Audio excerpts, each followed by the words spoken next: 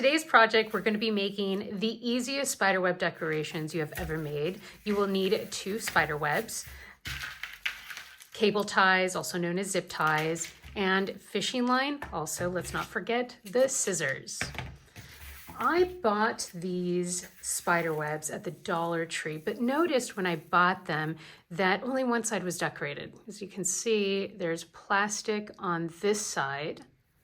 And so what I'm going to do so that, I can hang these and everyone can enjoy the decorations from wherever side that they're on, I'm going to tie them together using my zip ties.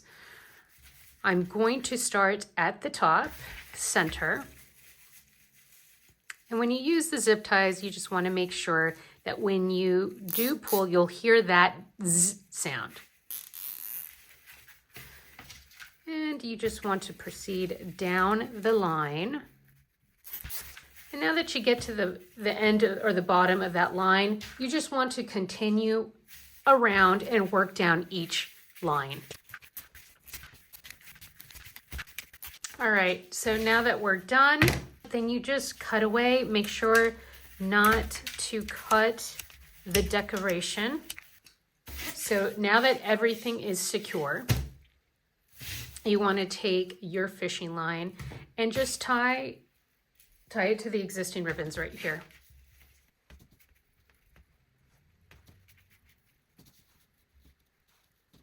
Secure it.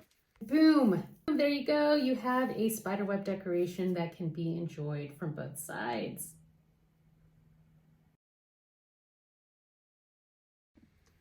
So for the second idea, you can take these spider webs and use them as a garland that you will hang on the wall. So you won't need to, so that plastic side will be attached to the wall. So what you want to do is you could just lay them on top of each other and get creative. You can do it in shapes like this. You can curve it like that, or you can do it straight if you want. So what you want to do is just find a shape that works for the area that you're trying to decorate. So I am going to have one that cascades down. So I'm going to want to have this kind of shape, all right? So you take your zip ties and you're going to want to find, so here, if I zip tie that together, just make sure that some of the lines line up and then secure accordingly.